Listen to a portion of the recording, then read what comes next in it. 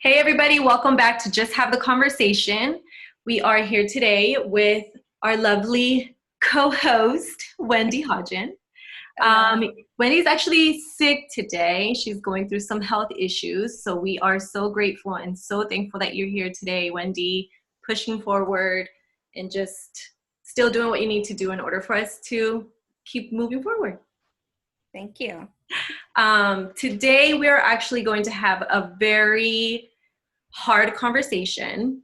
Yes. We want to, we called our channel Just Have the Conversation because we wanted to tackle things in the world that are very hard to start a conversation with. So today we have been seeing a lot of things that have been flying back and forth about human trafficking, especially children. I think it's going to be one of the hardest conversations to have just because it involves children. So bear with us. We might cry, we might not, but we have some good information that we want to share. And we feel like this is a topic that we want to start a conversation with and have everybody else kind of chime in and keep the conversation going, because we believe that this is something that needs to be focused on and that needs to change. Yes, definitely. So, sex trafficking, I was actually looking into the information, and they say that sex trafficking involves the transporting of someone into a situation of exploitation, which can be either forced labor, marriage, prostitution, or the removal of an organ. This, to me, with all the information that we were researching, it's pretty crazy because the ages vary from days old, which to me is beyond disgusting, to 17 years old. Men, little kids, little girls, women, different backgrounds, ethnicities. There is no set target. It's Right. basically, if there's a Whoever. child and they can take them, they will do it. Yeah. So it's a conversation that to me is very hard, because now I have a daughter. I've always been an advocate about it because, unfortunately, having conversations with some of our friends, I discovered that some of my friends had gone through it. So at a young age, we all had a conversation about how to protect ourselves and how to protect our children when we got old enough to have them. So this is something that has been in my world for a really, really long time. But I think that now it's hit differently just because I have a baby girl. And just to think that something like this could be happening to other kids out there just breaks my heart. And it makes me feel like, what the hell is this world doing? These are kids. They're innocent. Yes, they're innocent human beings that should not know anything but love and protection and guidance. So it's hard. It's hard to have the conversation, but I am grateful to have you and my other friends to talk about this, because it's something that needs to be talked about. And hopefully it's something that we can change. We can change in the future soon. But it's definitely something hard to focus on. Yeah. Yeah, it is. I mean, that's something that has been at the top of my list for a while. When my mom was working for the U.S. Attorney's Office, those were the cases that were, when they caught people, she got the most excited over those cases when they would catch those people. And that was like my first time really understanding what it was all about, was her explaining like what they were doing and how they were capturing these it was mainly girls Mm-hmm. at the time, and how the whole thing worked, and it just blew my mind because I wasn't exposed to that, Right. so I didn't know much about it. But I've always been an advocate for protection of kids and women. Mm-hmm. um, but this is a topic it's tough for me to talk about too. I think it's tough for everybody. I think kind of everybody does the same thing that we have been doing with the injustice of races. You know, if Hmm. it doesn't really touch you personally, you kind of put the blind eye to it, and then you hope that it never happens to you. Yeah. And you know, it's hard to say that, to tell people to look into this, because it's, you know, just doing the research today, my heart was just like but you know, it's funny that you were talking, because I was looking into some of the numbers, and globally it's estimated that 71% of all women, 71% of people that are in the human trafficking world are women or girls. 71%. And 29% are men and young boys, which is ridiculous. I actually watched this video on IG that talks about how there's so many people, and I'm pretty sure that it's been going on for a long time. People have been wanting to catch, you know, these predators for a long time, but I feel like now it's becoming more of I think to put out in the world for people to find out what they're doing. Hmm. And we're actually going to put some links down below in our video, so you guys can go check out different um, Ways to help. different ways to help. And you know, if you ever were to be put in that situation, especially if somebody young is watching this video, there's numbers that you can actually call. I was watching this video, I believe it was on Hulu, where it was this young girl that got abducted when she was 14 years old. And her mom actually fought and did all this research, and they were actually able to get her back, but it was like 4 years after. I wish I had the name of the series, but it was beautiful to see, you know, like a parent's love. And when you know that they're, you know, like it might be a runaway, it might be that, you know, she's just a wild child, she decided to leave, and she was like, no, like I know my daughter, I know that she's a teenager, but like I know she would never do this. So to see that, and then to actually see the end result of her finding her, you know, unfortunately she's going to have a lot of things that she's going to have to overcome, Right. but it was beautiful to see them reunite. Hmm. And one of the things that we actually wanted to talk about today was the ways that it used to be done in the past. Because before there was no internet, the only thing that you could do was lure children that were at risk. So, you know, runaways, or children that were, you know, living in the street, or their parents didn't really care. They had a lot of problems at their home, just like we saw with this Epstein guy Yeah. that Oh, everybody's talking about right now. yeah. And, you know, now these women that are coming out, they're all coming out and saying that, you know, they were lured in because of money.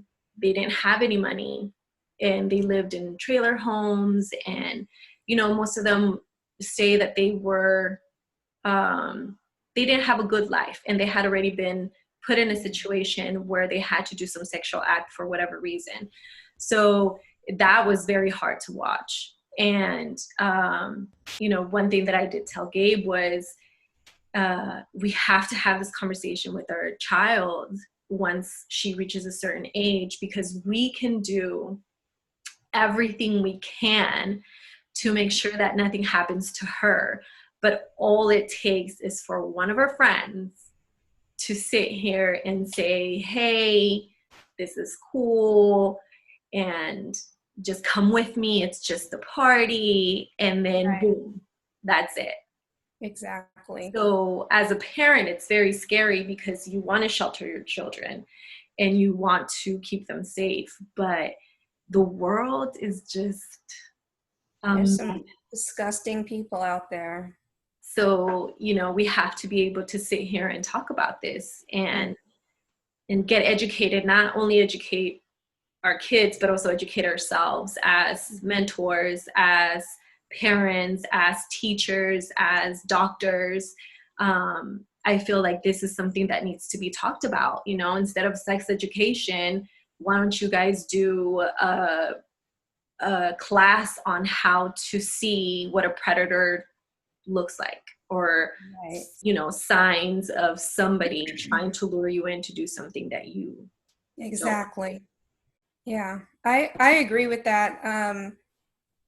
Because what happens is a lot of the responsibility is put on the kids, Mm-hmm. and they're like, they haven't been exposed to certain things in the world yet, Right. right? So they don't know all of the horrible people out there. Mm-hmm. So, I was raised to respect my elders. Mm-hmm.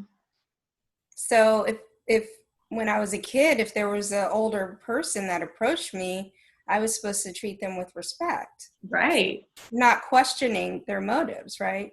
So so what happens is kids, they they're not aware of consequences.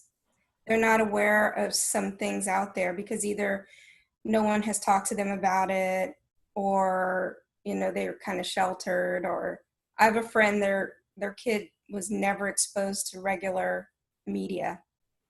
Oh, wow. Yeah. So yeah. Yeah. So, there's certain things, and, that's a way of protecting your child, and I get it. But, they're not aware of these things. So then when they become of age, or they're at a certain age where they can kind of be out on their own, Mm-hmm. whether it's 13 or 16 or 17, then, they're not looking for those signs.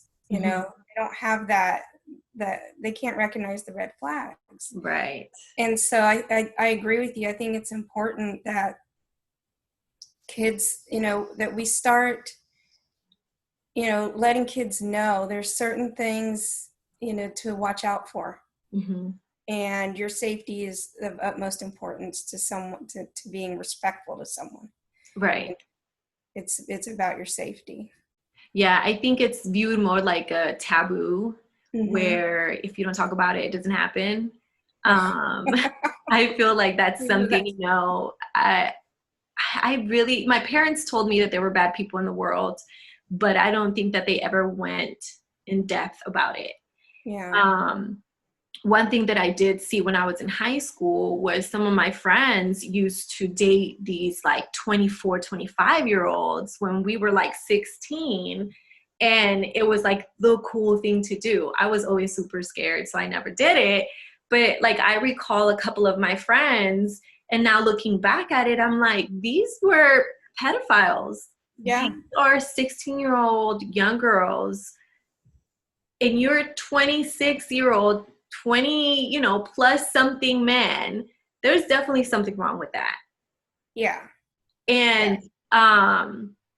And I just feel like, as a parent, I hope parents nowadays are telling their kids. Like, I remember having a conversation with my nephews. My nephew, one of them is 6, the other one is 8. And I believe I didn't have the conversation with my oldest nephew, with Chris, until he was maybe 11.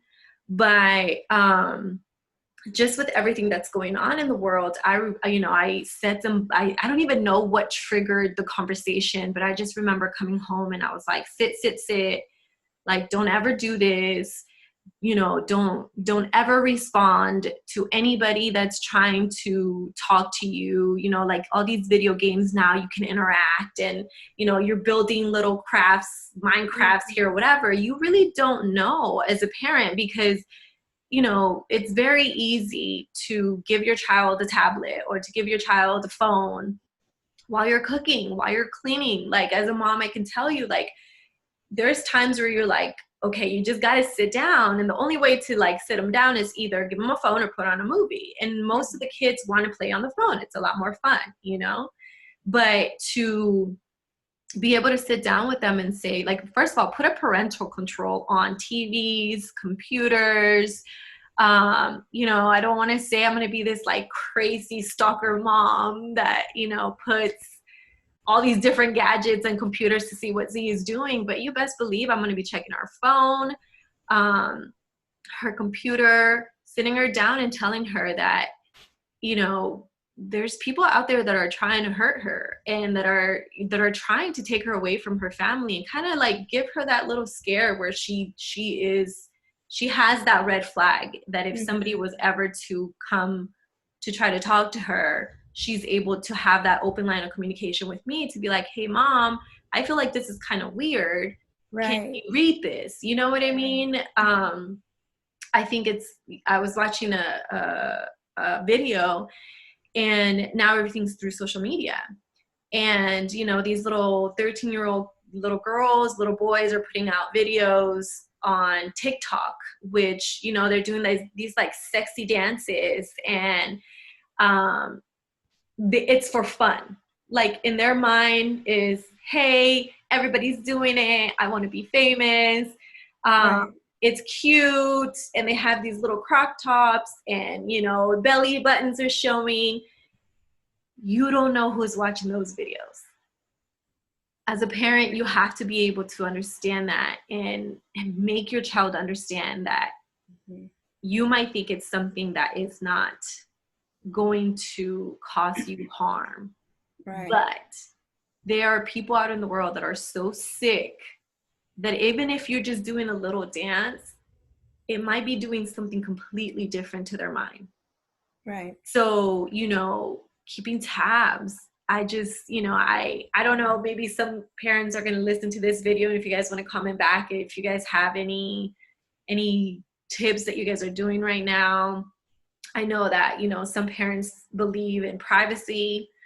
My mom didn't believe in privacy. She would go into my room cleaning, and she would just, you Right. know, move everything around. And then she would come up to me like, hey, I found this. What is this? And I was like, okay, you would have to move the desk and the box behind the desk. And then there was another box behind. Like, you were looking for something. And at the time, and I have this conversation with my parents all the time now, and I'm like, you guys used to get on my last nerve. Like, they hovered.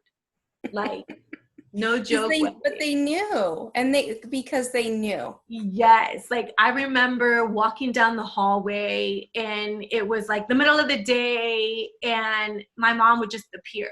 And I was like, I mean, all my friends knew her because she just appeared out of nowhere, dancing. My dad did the same thing. He would show up at school. Dances, Wendy. Like, I remember slow dancing with my boyfriend at the time.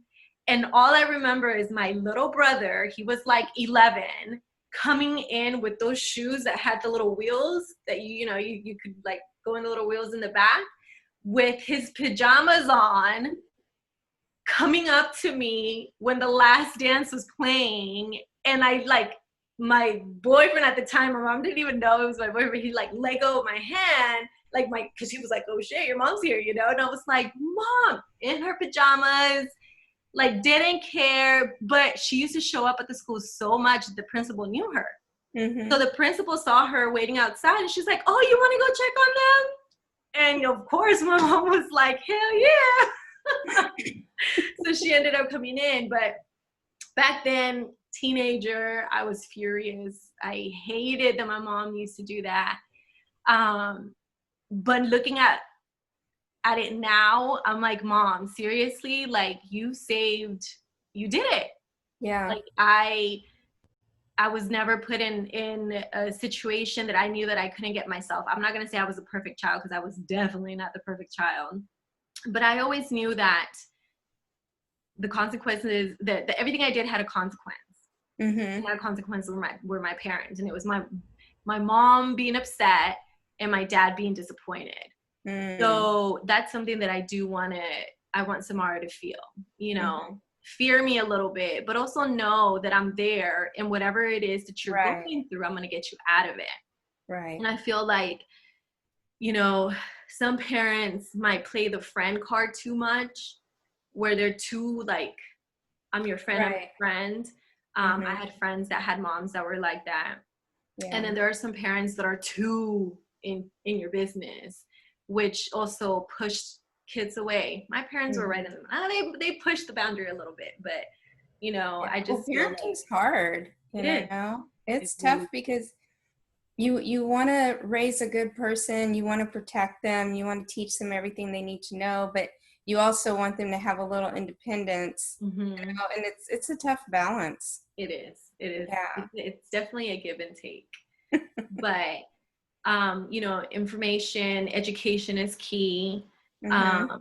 Knowing that this is out there, I feel like is something that needs to happen.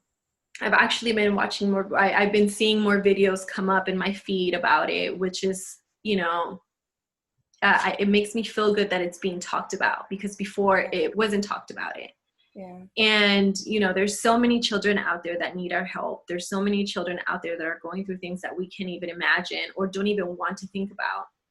But just having the conversation, it opens that door for people to understand that you don't have to go through something like losing a child, or, you know, to sex trafficking, or having one of your family members have a child go missing in order for you to be able to stand by it. I feel like the more people know about it, we can kind of create this like chain where we're protecting all these kids that are, you know, because it's not just about protecting your child, it's about protecting everybody else as children. Yeah. Because it's, you know, of course the first person that you want to focus is your child, because they're at home, you know what they're going to be doing or whatever. But it's also having a conversation, because there are kids that don't have that support and that need it. You know, my parents were the type of parents that we would bring in our friends and they would sit us down and talk about alcohol and don't do drugs and don't have sex, and, you know, and it was embarrassing at the time, but most of my friends I can look back at, and they're, every single person that I still talk to, they're like, dude, your parents are the best, just because they were always so protective with every single child. And I think that's something that needs to happen. It doesn't need to be your kid. Right. And I don't have kids, but I love kids. And I'm always willing to listen, you know, if a kid is, you know, feeling kind of uncomfortable, or they start talking about something that's just off the wall, because sometimes they don't have anyone else to talk to, you know? And that's what these predators look for. They look for these kids that don't have that support system. Yes. That are vulnerable and are looking for that, you know, acceptance and love. And, you know, like this Ghislaine Maxwell, that's what she used to do. She, you know, would find these young girls that, you know, were lost basically and didn't have the support, and you know, were vulnerable either financially or just didn't have the love at home, and you know, she would prey on that, and then, you know, it's horrible. So I agree with you. I think it's important that adults you know, support the kids, whether they're your kids or not, you know. Listen to them and guide them, and, you know, protect them. If you see something weird when you're out at a shopping center or something, you know, report it to the authorities. Do something, because usually if you get that feeling, something's wrong. Yes. You know what's crazy? Back in the day, this is when I was like maybe like 14, I want to say. We were at the mall, and this guy comes up to my dad, and we joke about it now because I told him I could have been this big time Hollywood star, but he said no to this guy. He came up to my dad and he was like, hey, you know, I am a producer for this movie. I'm making it right now. We need somebody that fits your daughter's look. You know, it's about this family that's crossing the border, and, you know, they were like, can you please, you know, come here? We're going to do a casting, whatever. So we ended up going because the guy seemed pretty legit. And it was my mom and my dad, and they had me do this line. And then, you know, this girl was there, and she was like, dude, she could be a model too. Like, we can put her in the runway. She's definitely going to be a magazine model because she's too short. But in the magazine, you can make her look tall. Like, I mean, they were speaking like they knew what they were talking about. And I was like, hell yeah, I'm going to be a model. I'm going to be on TV. You know, I'm 14 years old. I was like, oh my God. And then my dad was like, okay, well, what do we need to do? And he's like, well, we're just going to have to take her back to LA. She's going to be gone for 2 weeks. And my dad was like, okay, well, I'll ask for those 2 weeks off. And then he was like, well, I mean, for the first maybe couple of days, it's just going to be her and us on the set. You know, you can wait outside. And my dad was like, no. No. Yeah, take my child. No, yes. And I cried, Wendy. Oh my God. I was like, you know, my dream is not going to come true. And I was so upset with my dad. And looking at it, like, you know, now it's like, yeah, this, you know, hopefully it wasn't that, but I would not let Zamara do that. Well, no, heck no. You know what I mean? And it's just how you didn't know those people. We're going to take your daughter for 2 weeks, but oh, you don't need to come? Mm-hmm. Please. So it was crazy, but that's how it was done back in the days. You know, they probably saw that we were, you know, Latin and we barely knew how to speak English. And, you know, you sell the dream to somebody, especially somebody as young as me. You would have told me, if he would have came up to me that day by myself, I probably would have been like, okay, let's do it. You know, like he probably would have been like, let's cast you right now. And I probably would have gone. Yeah. But, you know, it's just having that and telling your kids that this can happen, or talking to your child and saying, if somebody sends you a message on Facebook, on Instagram, on, you know, the scariest to me is Snapchat. I don't think that kids should have Snapchat until they're 18. There's a lot kids shouldn't have. True. But with Snapchat, you can send a message and it gets erased in 24 hours. That's scary because grown people know that. Yeah. And grown men know this. So, you know, it's so crazy. I really do feel like there should be conversations about this at school as young as 6. You know, my friends, I talk to them and, you know, they have little girls that are 6, that are like 6 and above. And, you know, everything is, you know, you don't let people touch you here. It's your privacy. Nobody can do it. Unfortunately, not even your family, because you see all these crazy things about family members doing these things to kids. So, you know, you have to think, yes, it's out there, but it's closer to you than you think, which is the scary part. Definitely. So also talking about to your kids about that, like your privacy is your privacy, like your private parts are your private parts. Nobody gets to touch them. You know, and it's so scary. Like the more I talk about it, the more scared I get, because you think about, you know, these Olympic gymnasts that, you know, went to the Olympics. They had this man that was there that was taking care of them in their, you know, legs when they got broke. Like, and this guy for years was abusing every single one of those little girls. And this is somebody that's supposed to protect, like he's there to protect. He's supposed to be healing them. Like that is keeping them safe. You know, when they get injured, he's supposed, you know, it's.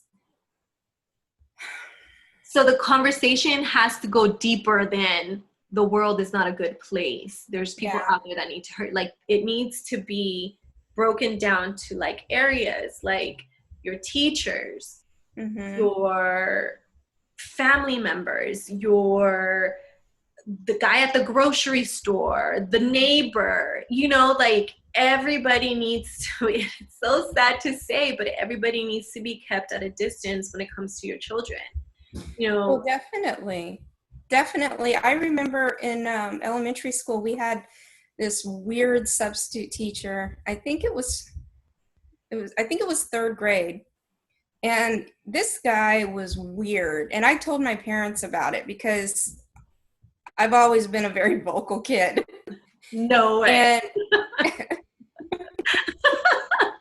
like, there's something wrong here. And and yeah, I remember it. He sat in one of the chairs in the middle of the classroom, and we were having like story time or something that we normally didn't do. And then he wanted each one of us to come up and put our head in his lap. Oh, hell no. Yeah. I told my parents about it. I don't know what happened, but he never subbed again. Yeah. So even in school, you know, these high school coaches, these college coaches, these people that you trust with your kids, and unfortunately, we can't prevent other people from doing bad things. Mm-hmm. But I think that a lot of it comes to, what we said earlier was, that support that kids need. Because if a child feels loved and they respect themselves, and they know that if they speak up that they're not going to get punished, mm-hmm. Then I think that helps a lot. Because a lot of times kids think, well, I'm a kid and I'm supposed to do what adults tell me. Right. And I think that is a conversation that needs to be changed. And you just started the conversation. You need to be telling your kids that, yes, you respect adults when it comes to not raising your voice, not talking back. Mm-hmm. But if an adult tries to harm you or touch you in any type of way that you feel like it's not right, you need to speak out. Right. That's the conversation that needs to be had. Because, doing the research that I did, 90% of children that are abused know who the people that abuse them are. So they're in their circle. They're in their circle. And only 10% speak out on it. Why? Because they know the person.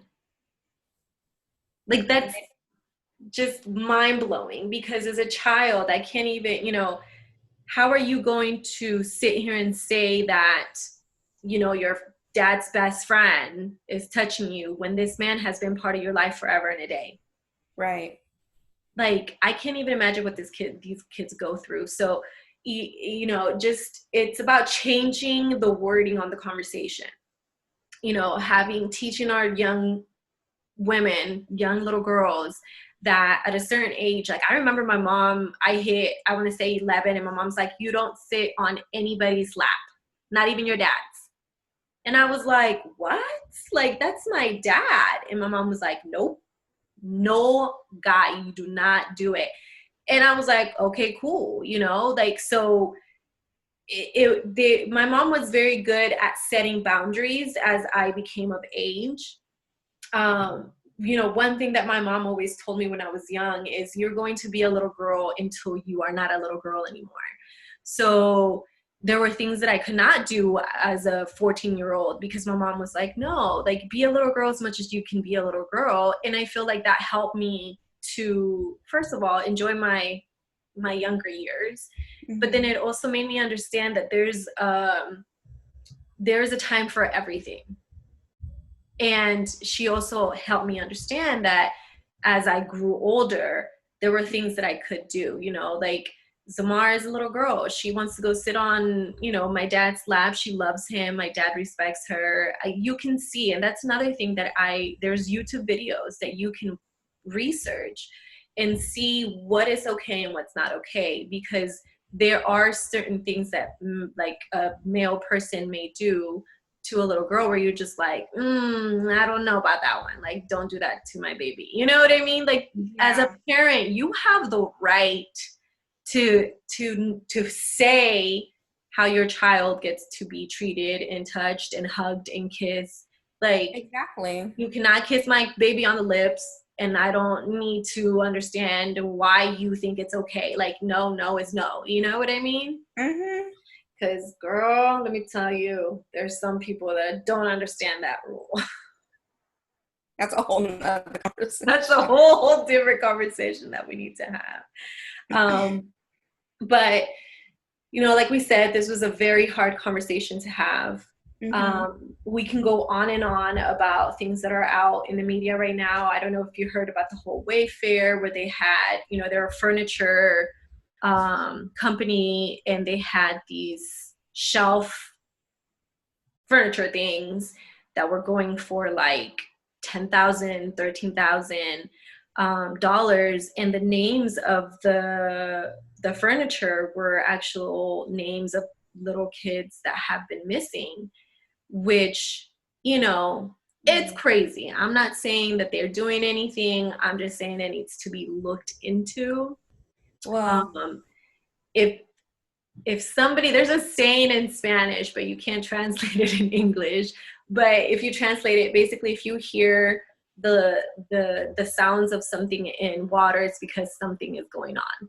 right. And I feel like if this is something that was brought to the consumer's attention, it definitely needs to look into, because it wasn't just, from what I've, you know, seen, it wasn't just one name, it was like 5, which, Terrible. you know, or you put in the number of the item, and it brings up a picture of a kid. Like, it's crazy. You can look in, like, everybody on here, if you guys want to look into it more, That's it's way awful. there.